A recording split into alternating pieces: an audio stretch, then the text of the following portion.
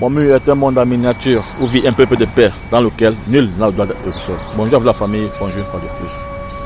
Oui, il y a de cela quelques jours, j'ai fait une vidéo concernant le Cameroun où je m'adressais à chaque frère camerounais et ainsi aussi au gouvernement de mon pays. Mais ce que je constate aujourd'hui, c'est que ce gouvernement vraiment, c'est un gouvernement qu'on ne comprend plus. Parce qu'aujourd'hui, je pense que c'est eux réellement qui ont toutes les clés de pouvoir apaiser le Cameroun.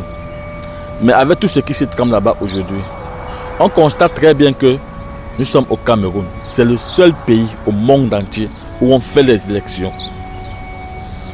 On programme le jour des résultats et la veille du jour de la proclamation des résultats, on renvoie encore à un autre jour.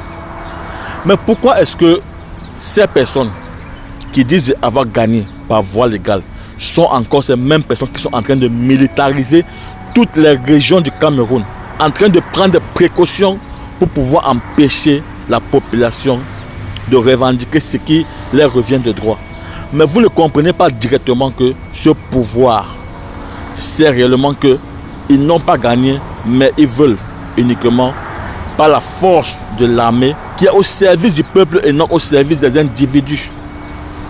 Oui, ils veulent utiliser notre armée contre nous pour pouvoir se maintenir encore au pouvoir.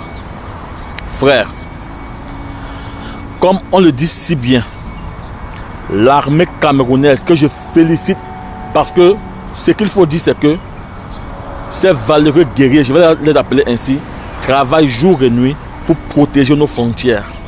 Mais c'est que on a une poignée de personnes qui dirigent ces guerriers, qui les maltraitent, qui les malaxent, qui sont au service de ces individus et mettent dans la tête de nos guerriers qu'ils ont signé honneur et fidélité et ne doivent que suivre les instructions. Oui, c'est vrai, on suit les instructions lorsque au moins cela est de bonne guerre. Mais on ne peut pas vous instruire à aller massacrer vos propres frères. Si aujourd'hui vous massacrez ce peuple, qui est-ce que vous allez encore protéger demain? Donc, chers frères de l'armée, chers papas qui dirigez nos guerriers, s'il vous plaît, faites preuve de bienveillance. Parce que ce combat n'est pas le vôtre. Le peuple a décidé dans les urnes. Alors, laissez au peuple de s'exprimer de façon pacifique et revendiquer ce qui leur revient de droit. Parce que cela y va aussi de votre bien-être. Si le pays est bien gouverné, si le pays va bon train, je pense que vous serez aussi à l'aise parce que vous aurez tout le nécessaire qu'il faut pour pouvoir nous continuer à nous défendre. On voit nos frères qui pleurent au Grand Nord. On voit nos frères qui pleurent dans toutes les frontières du Cameroun de manque de matériel. Alors que nous, on se bat pour contribuer chaque temps. Et ces personnes se maintiennent au pouvoir en bougeant cet argent. Frères, s'il vous plaît, prenez encore la meilleure décision et de laisser le peuple pacifiquement revendiquer ce qu'ils ont de droit. Si le gouvernement sait qu'il a gagné, pourquoi militariser tant et prendre le temps pour le faire alors que vous savez que vous avez gagné?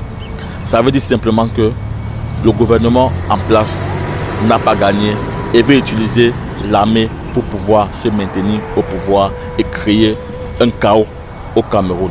Alors, je n'aimerais pas que cela puisse arriver.